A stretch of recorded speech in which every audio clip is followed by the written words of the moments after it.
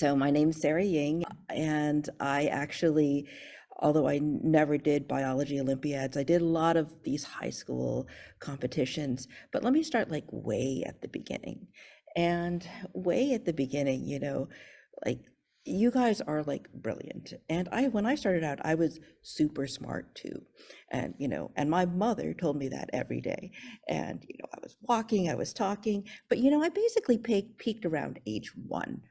And and then later on, and then it's sort of like every hero's journey starts with some difficulty, and mine started around age 5. And when I was deemed mentally challenged, and and they recommended that I go into a specialized track for the learning disabled.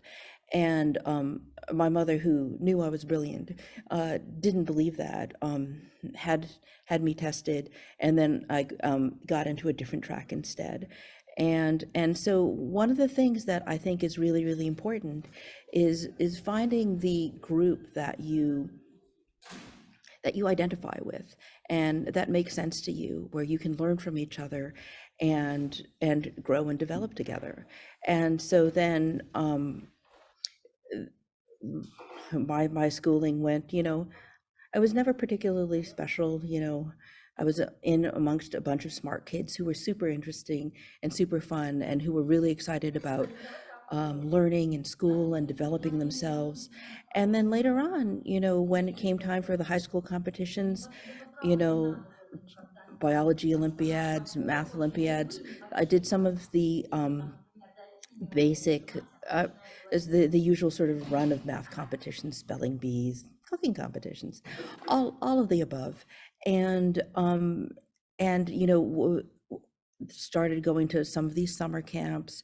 Or I went to CTY. You may recognize some of these these these alphabet soups: CTY, RSI, OSU. and and and and really the most important thing was not necessarily the subjects that I studied, or the prizes that I won or didn't win, and but the people that I met, because they shaped the way that I think. And so that and then so as you know, the Center for Excellence in Education also runs the Research Science Institute. That's the one I went to, and I would probably say that that's probably one of the most formative experiences of my life, because these were the people that you met who were like you, came from different backgrounds, yet were similar in mindset, and would go in sort of like in both convergent and divergent directions. Um, and then so after that, I mean, up until that point, I think I'd had, probably my guess is, a fairly similar experience as you guys. You go to school, you do the competitions. That's pretty much your entire life. But then, where do you go from there? Um, and I was good enough at all those competitions, but I soon came to realize that I wasn't the genius that was going to, like, math wasn't going to be my life. So what sort of left? I went to college, majored in, I went to Harvard, which was surrounded by many of my RSI colleagues. Um, then and where I majored in biochemical sciences, just went a very, very straight and very, very standard track. And then sort of like comes to the question is, suddenly you're opened up with you're faced with a world of opportunity that I never saw in high school. In high school, everyone took pretty much the same classes. The only variety that existed for me was, oh, okay, what kind of other math competition or science fair would come up? And yes, I did a, there was the research done at the Research Science Institute. I had other jobs doing research. But then, when it came time to deciding your life, what are you going to do with your life? Um, and and then suddenly all these other courses were open and amazing. I'm like, oh, do I want to do biochemical sciences? Do I want to do, I actually was fascinated by archaeology. In archaeology, it was really, really cool to be able to, look at one pinky finger and, one pottery shard and construct an entire story about an entire civilization from this. And, and some of my other sort of STEM-oriented colleagues were discovering history, so sort of the entire development of human thought. And so it was, in many ways, it was actually sort of a crisis of identity, for those of us who had built our lives on a STEM existence, what more was there in terms of integration into the rest of humanity? So in the end, I stuck to the straight and narrow common route, pretty standardized route, under perhaps no small encouragement from my parents. And I suspect that there may be others among here who may be faced with some of the same encouragement from other people who have gone before them. And for better or for worse, that's where I ended up. Very, very straight course. STEM high school, biochemical sciences in college, went straight to medical school. That's not as common a path now, much more and more because of the increasing requirements of having clinical experience and research experience and volunteer experience.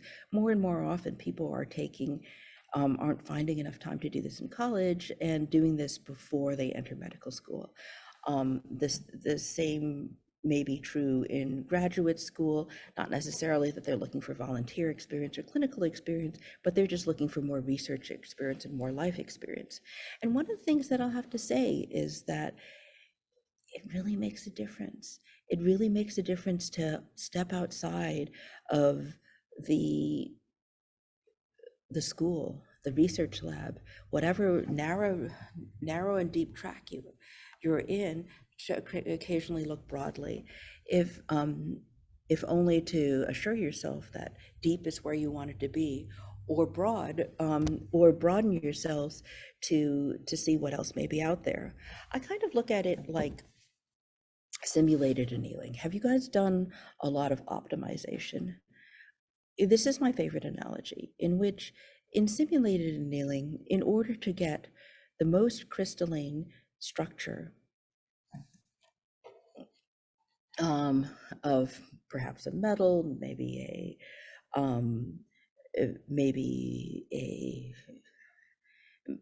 something, maybe you're a blacksmith or something like that. But what you're always doing is you're raising the temperature in order to give a little bit of freedom, cooling something slowly to allow molecules to settle in place, heating to shake it up a little bit, and cooling to let things settle. And so you always want to be looking around and looking to see what's out there, and as well as going deep into your field. And so in college, oh, the other forms of recreation that are sort of out there, that are sort of facing you as you enter that world, are incredible. Like, sort of like the world was your oyster. And one of my friends picked up sailing, and then another one of my friends, well, she broke her arm, so she couldn't play in the orchestra. So she said, we're going to learn ice skating. And she said, come on, go buy some ice skates. We're going to take lessons. And I said, we are? And she said, yes. And so that's your chance to pick up something new. And then suddenly what you find is that maybe it isn't so new anymore, because maybe this is the first time I'd ever been on skates, but it was it was an embodiment of all of the principles that we'd been learning in physics about forces and, mass, acceleration, momentum, rotational acceleration. And it was and suddenly you're beginning to understand everything that's out there. So then again, in the sense of broad versus deep, broad versus deep, um, I ended up going, deeper into the medical school route. But that doesn't, and just because you're choosing one route, it doesn't limit your possibilities, because when I entered medical school, suddenly, even though it sounds super specialized, there's so many other people going into graduate school, law school, business, all of these other things, and you're like, wow, I'm in a very, very specialized corner. But yet, once you get into something, there's there's an infinite set of possibilities that you could get involved in. And so, many different parts of the body. And so while I went to Hopkins, which is a very research-oriented institution, there were also a lot of people who were heavily involved in public health, in private practice, research, and and there weren't a lot of people who were involved in industry at the time. But one of the things that my colleagues and I later went into was found that that was a place to go. Now, how did that happen? Well, I was still on the straight and narrow. um, First of all, you do you do your preclinical years, you learn about the body, you see a few patients, you learn things, you work on the principles, see one, do one, teach one. You're learning on your feet all the time. And while there are a lot of facts that you learn, and there's a lot of facts that you learned in college, and there's a lot of facts that you learned in medical school, none of those facts in the end are important, because they're kind of obsolete within a few years if you're learning them. But what you learn is the paradigms of thinking, and you learn how to put things together. And again, these are the things that serve you for life, whether it's the principles of physiology or the principles of development of art history, or world geopolitics. These are the principles that carry you for life. So medical school, again, while it felt very, very narrow, there were so many things that you could choose from. And I chose to do neurology. Neurology is incredible because it involves every system in the body has some sort of neurological interaction. And so in many ways, I found that by specializing and specializing first and going to medical school, then going to neurology, it really sort of like kept things open. It still kept things quite open for you, because you could study on the cellular level, you could study it on the systems level, and there was a lot that was available to you. And in the end, I ended up doing, again, what seemed like a fairly standard route, doing some medicine, doing some neurology. And there I found the ability to diversify. And so while taking care of my neurology patients, I found that the interface with the other fields was the thing that was the most important. And so, as a neurology resident, we rotated in the neurosurgical services. And then we found that, my medicine training was really important as we were taking care of the patients who were on the ward. That were headed for surgery. And going into surgery, it was incredible to be able to see um, hands-on everything that we only could infer, because we were always taught that we believe that this localized to a region of the brain. And here we were actually opening up the skull and looking at the piece directly at the brain. And that was incredibly useful, incredibly fun, and also taught me the value of working together with colleagues who had different interests, because I was interested in lots of neurological disease, but but I didn't necessarily, I wasn't as interested in the mechanics of surgery. I found I wasn't very good at it. I remember the first time that I was in a surgery, um, it happened to be GI, gastrointestinal surgery. I finally asked, "Hey, can I, we lived on the see one, do one, teach one model. I had sewn up like a little bit of pig skin. I'd practiced. I knew how to do a knot. And so I asked if I could tie, and they laughed, um, and said, "Sure, go ahead." And so as I was tying my one knot, the resident went all the way around and tied all his knots around the rest of the bowel. So one of the things that I did learn is that some people are good at some things, other people are good at other things, and I'd leave the surgery to the surgeons. And but they need but that they actually appreciated the services that we could provide in terms of talking to the patients, understanding the the context of their one surgical problem in the function of the rest of the body. And so um, being working with all of these different services was a really important part of my neurological residency. And one of the things that I did in my residency all the time was going down to look at the films. And the one thing that was drilled it into us at the very beginning was, whenever you see a study, you don't just read the report, you go down and you look at the film yourself. You go down and look at the film yourself because you can read it better than a radiologist who's done all this training, years and years and years of training. No, actually, the purpose of it is for you to make contact with another expert in another field.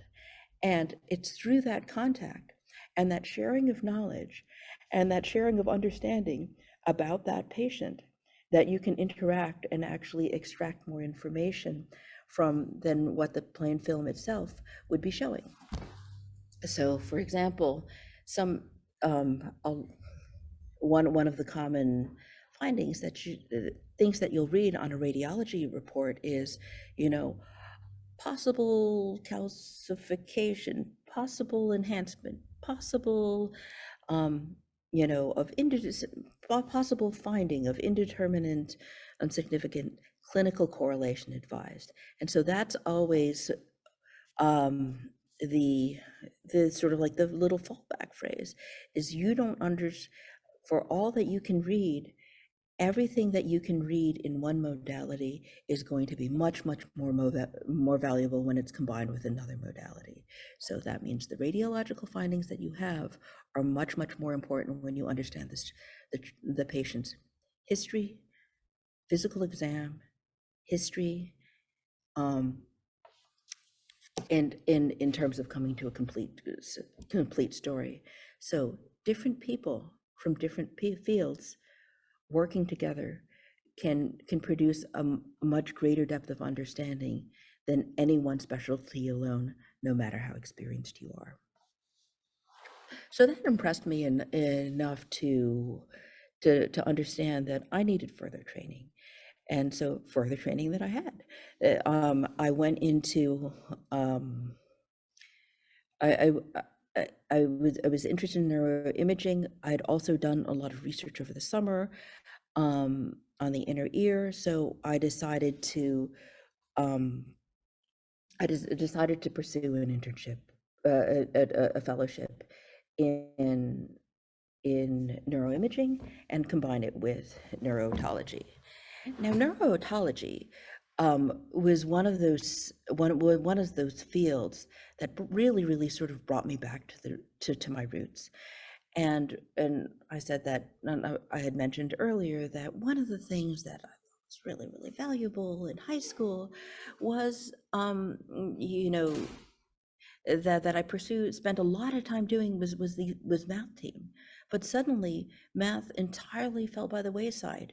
Okay, I took 1 year of it in college as it was necessary for medical school. But once I hit medical school, you find that math is sort of limited to, okay, my sodium is 140, and it doesn't really change that much from there. And if it does, it's alarming, but nothing's there's no mathematical relationship to it. And numbers really were just sort of placeholders, and they could have been substituted by colors or anything else. It was sort of like a, a real departure from from a life where you had grown up believing math was the center and the core of everything in life.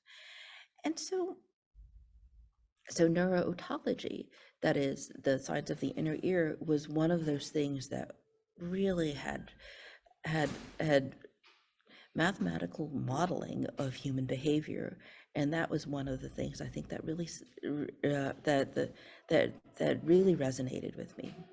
So one of the things, this is something that I usually do in person, and since I'm talking to sort of a blank screen and I can't see if anybody is reacting, I don't know if anybody's doing what I'm asking them to, but I'm going to ask you to do this anyway. So one thing that you can do is, okay, look at your hand. You can see lines on it, right? And if you look at the lines on your hand, you can see them, and they're pretty clear. And if you shake your head back and forth at a certain rate, they stay perfectly clear.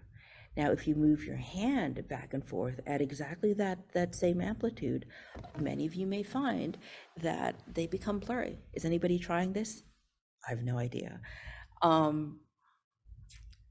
But try this try this. You can try it right now, or you can try this at home. But it's really, really striking. And the reason that works is that your inner ear it detects rotation of the head, and it's exquisitely sensitive. This reflex is the vestibular ocular reflex, and that's what prevents your vision from bouncing when you're walking.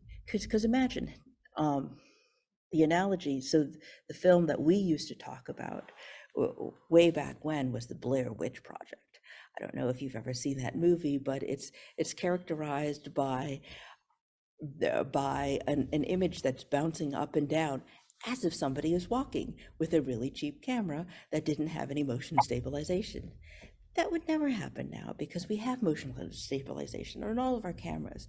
But it's that, but what prevents the world from moving as we walk and move our heads rapidly is that vestibular ocular reflex. So that vestibular ocular reflex, which can be mathematically modeled as a feedback loop, was sort of what brought together my history of mathematical interest with physiological phenomenon. And so that was something that I could pursue. And so what I did was I combined this interest in neuro-otology with the neuroimaging that was out there, which was our ability to actually visualize the brain, MRIs of the brain, where you can actually see what's happening. And one of the things that was really, really cool about about neuroimaging is that the images were rapidly moving from the standpoint of being viewed as an X-ray, which is just a view in one plane, to CAT scans, or which is a reconstruction in 3 dimensions, to which would enable us essentially to look inside the body or the head, which is incredible back then. But the other thing that changed was when we moved from using X-ray film, which had silver grains and very, very, very high resolution, when we switched over to digital. A lot of people were really against that because they said, you're not going to have the resolution that you do. And so that's one of those things that whenever you look at any advance, moving from analog to digital, maybe you're going to lose some resolution. And, you know, a lot of people said when we started moving to CDs from the records, we'd lose the warm quality that that that nuance of sound that could be more captured in a higher resolution format than in the limits of a digital format. But then that opened up a but with every trade-off, there's suddenly the ability that it opened up many new doors, because all of a sudden we could hold that information. It just wasn't an impression in one format. This was something that you could manipulate. And then this is where mathematics came in again. These were numbers, and these numbers could be varied. You could change the contrast, you could change the lighting, you could select certain regions for to be enhanced specifically, and you could, and then suddenly you began to be able to search.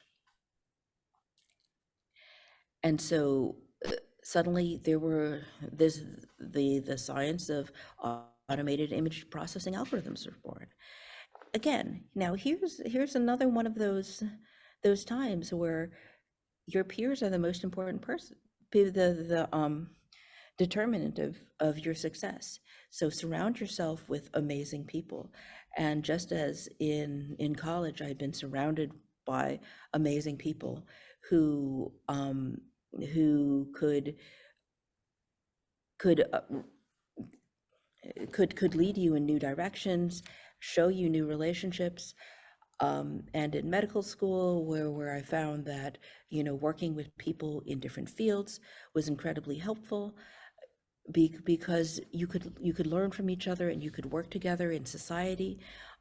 Similarly, here I found myself working with electrical and computer engineers who were brilliant. They were coming up. This is the very early versions of AI, neural networks, and just general digital manipulation to and computer vision to understand the images that we saw.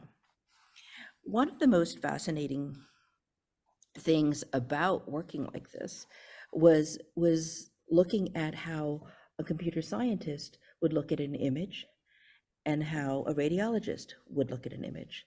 One of the things that was really interesting is that when we looked at a film, you know, sometimes there's these terrible artifacts that occur that are related to the way the acquisition is performed. And the fascinating thing is that sometimes a computer science graduate student who had never seen a picture of a brain before, they'd say, "Oh my God, what is that big jagged line?" And whereas a radiologist would literally not even see it. And so that sort of illustrated two features. One is on the side of the computer scientist, just as the computer science graduate student would be totally thrown off by these irrelevant visual artifacts that were nonetheless visually striking, the computer also would always be stymied by these. And so it was important to actually, in addition to developing an algorithm to parse out like what a brain looks like. Oh, this is the gray matter. This is the white matter. Look for the stuff that's gray. Look for the stuff that's white. But ignore those big jagged lines, which could be a confound. On the other hand, so what was really illustrative about understanding how a radiologist would see it is knowing that the radiologist literally doesn't see it. And as a neurologist, one of the most fascinating things about how the brain works is that one of the brain's major functions is to ignore things that shouldn't be there. And it's ignored on such a level that the radiologist wasn't literally wasn't even seeing these incredibly striking facts. An example of how the brain sort of like ignores things that are irrelevant are, I think, maybe if you think about, um, well, a classic example is the cocktail party conversation.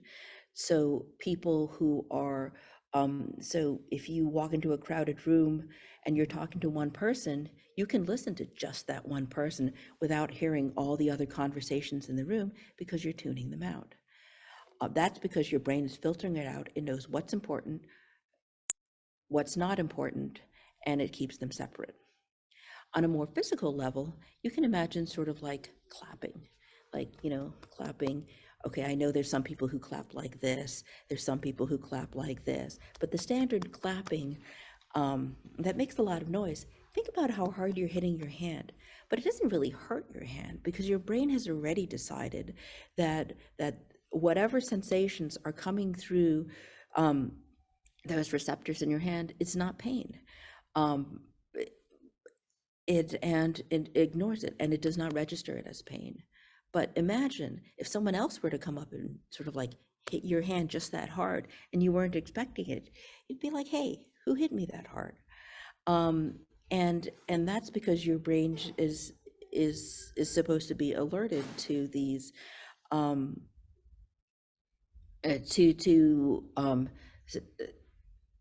sensory information that might indicate danger, existence of a predator, somebody trying to attack you, as opposed to just clapping. So, so one of the things that actually became really important in our research was understanding how to ignore what isn't important, and so how to distinguish what is important, um, distinguish separate features, and how to separate what is important and what is not important. And so in the end, even though the great advance in imaging was the advent of digital imaging, which allowed us to manipulate images in a very, very specific way, it didn't allow us to see them. And even though there were some very, very obvious features that people are like, oh, you can just separate the gray from the white in this way, the more and more we're finding that even though we're taught to look at things like a computer, we can never forget to look at things like a human being. So that was really, really exciting for me. I loved working with electrical and computer engineers who were just brilliant. It's so nice to work with people who are just smarter than you and doing things that you could never do yourself in a million years, and work together to solve a problem. The problem that we were solving was looking at people who had cerebellar ataxia. And so I don't know how much you've had to study for in biology about the function of the cerebellum, but the cerebellum controls, um, basically control of everything, whether it's motor control, cognitive control, some emotional control, and but it's really very, very classically understood as being, as sort of motor movements, speech, eye movements, those things. If you think about, if you've ever seen, I know you all are too young, but you've probably been around people who've had too much alcohol. Alcohol causes a temporary lesion of the cerebellum. So when the cerebellum isn't working properly, your speech may be slurred. You may not be able to walk in a straight line. You may, people will sort of like, another one of the field sobriety tests, is when you look to the side, your eyes may not be able to hold that position, so they may slide back and um, and then beat back out to the side. All the gaze of book nystagmus. And another thing that you may not be able to do is you may have difficulty with executive functioning. Sometimes they'll ask you to say the alphabet backwards. Holding all that information in your mind in such a way to perform a task that you've never performed before, it can be really difficult. The cerebellum is hugely important for all of these things.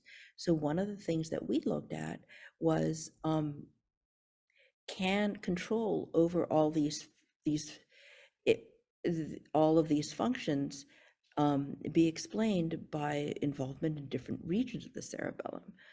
One of the things that we found is that there's a group of inherited cerebellar ataxia syndromes where there is degeneration that occurs in an inherited fashion. But one of the things that we noticed is that the that the features of these different inherited ataxia syndromes could vary from syndrome to syndrome, and true to the nature of neurology, which tells you that what they call it localizing the lesion, where you know what part of the brain must have been affected by your stroke, your cancer, your infection, whatever the problem is, because of the effect that it has on your function.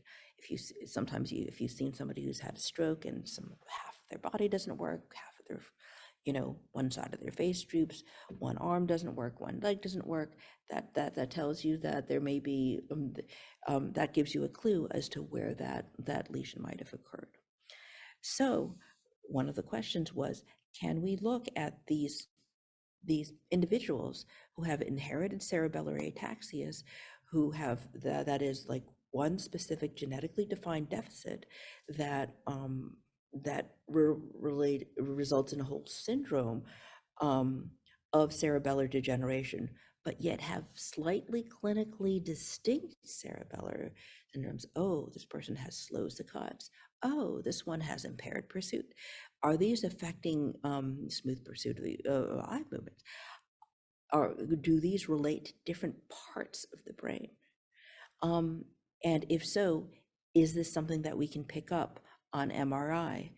Is this something that a radiologist can see? And is this something that a computer essentially sort of like a very, very early version of AI could pick up? And the answer was actually yes. And so when we gathered together a lot of volunteers, looked at differences between syndromes, we saw that there were different patterns of degeneration that radiologists did not recognize in of themselves. However, when we used the computer to figure out exactly what the differences were between these two groups of individuals, spinocerebellar ataxia type 2, spinocerebellar ataxia type 6, we could communicate these differences to the radiologist, who could then look for them and then identify them. So there's a really, really nice partnership that could exist between computer scientists and radiologists. So the question is, how does this relate to sort of your future? So where could this go? So we've already talked about how, oh, okay, I started out, maybe I was a math person, wasn't going to be smart enough to be like a math person, but it's something that you can absolutely use in the rest of your life. And then where more can you take this? And so we'd solved a really exciting problem. And then I realized, okay, the next thing that we needed to do is do a larger study with lots of people who had different types of ataxias and do these MRI scans. But, MRI scans are really, really expensive. Who's going to have the money for this? You need to have a large multi-center study. And so I started looking around. And then so I decided to enter a new chapter of life, and that was one of the things that you'll hear everyone saying is, ooh, who has the money to do large studies like this? Who's motivated to do this sort of thing? Pharmaceutical companies. So I entered sort of the pharma and biotech industry, and indeed there's a lot of appetite for that sort of that sort of science. They're always looking for these biomarkers of disease. And so even as people are developing new drugs. Even more excitingly, they're developing a lot of gene therapies, which are particularly exciting for the inherited ataxia syndromes. Wow, this would be fantastic. But yet, one of the things that they were held up by was the ability to measure progression of disease. They could measure, they think that a drug is working, or they think that their gene therapy is working, but they need to be able to prove it. And in order to prove it, they need statistics. And for statistics, you need numbers. So what is it that you're going to measure? Well, I'm a neurologist. I know how to examine a patient. I can look at a patient and think I know what's happening, but how do you document it? How do you turn that knowledge into a number?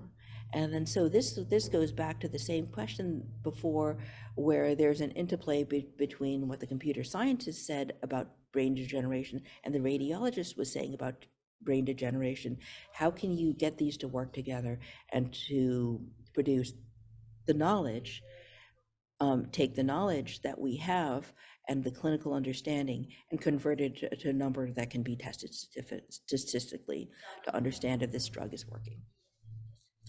And so one of the ideas was indeed to use MRI scans of the brain to look to see how much progression there was. But maybe the brain aren't progressing fast enough to really see the difference. And we haven't had enough studies to understand if do the changes that we see in the brain, do they come before the changes that we see in patient function, or do they come after? And without that strong relationship, it's hard to make that argument. This drug that we're trying to develop to help people with this neurological degeneration is having an effect that is meaningful to this patient. And um because one of the things that they Sarah, said, yeah, the students have to go on to the next class in about 5 minutes. oh, okay, I thought we were going to one. Okay, that's fine. Well, so why don't I just basically, let me wrap this up in a minute and see if there's any questions. So basically, I'll just say that they so essentially, we're looking for biomarkers, and there's a lot of ways that they could be done that can help patients. But I mean, I'd love to hear from the students, it, to hear if they have any questions.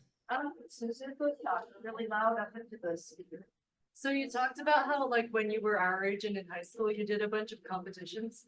How much relevance, or I guess, how much connection is there between the stuff that, like, we do in high school for, competitions, and like actual science or actual research that you do after, you graduate?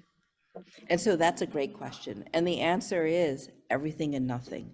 So the competitions and again, sort of maybe in the biology sense, there will be a lot more.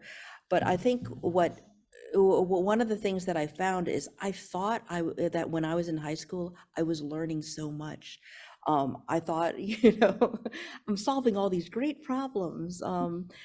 And none of those facts actually um, actually come to play, but your way of thinking about them and your way of developing a paradigm of thinking about facts and fitting them into a larger scheme of things and helping you to understand um, will help you to understand the world and approach new problems. One of the things that you find is when you enter the working world is that any knowledge that you need is going to be um, learned on the job, because there's going to be some nuance and some specifics that are so that are so profound that sort of alter your more general understanding that you learned, that you almost think, gosh, I didn't even need that. But the fact is that you did. And I take sort of like more of a liberal arts approach. which is that by doing, by learning these facts and learning these approaches and learning these solutions in very, very specific problems, while you won't encounter that specific problem again in your future life, you will apply it in many different ways and in many different forms. And that forms how you think and how you approach. Does that make sense? Yeah, so you're saying like, it's not about what, like the, I guess, knowledge you get, but how you learn to face problems. Yeah, you're problem solving and Thank you. being able to cooperate with others. And also the other thing is one of the things that I didn't understand in in high school was the concept of network. Everyone's like, you should be networking, and I thought that was kind of an interesting concept. I'm like, what does that mean? Does that mean suddenly I'm going to be able to? Well, what it means is that you've met so many people eventually in your life. You've met you're meeting incredibly fascinating people now, and you have no idea how your paths will intersect in the future. Like, for example, there is a friend of mine from RSI who ended up being a video game designer. Nothing could be farther from my current existence, right? Well, actually, what's happening is in trying to develop these biomarkers, we actually, for neurodegenerative disease, instead of developing, the brain imaging, we're actually using the same principles to analyze movement.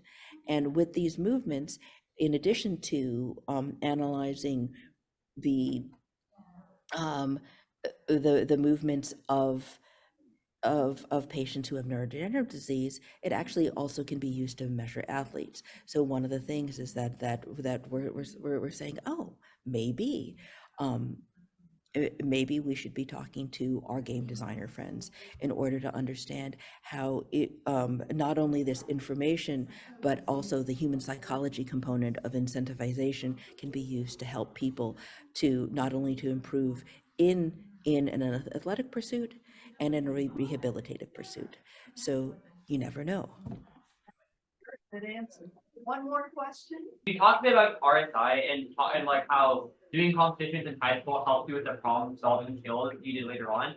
I wanted to ask more about like how do you think your relationship and connection to the CEE, especially through RSI, helped you in your professional career as you went like through things? Yeah, well, they wrote my well, actually, they didn't. They helped my brother write his recommendation for college. That was helpful, but in terms of CE, it's not so direct. What it is it's a continued relationship with a group of people who are like-minded, and for those of us who may be a little bit um, not as good about keeping in touch with others as they might.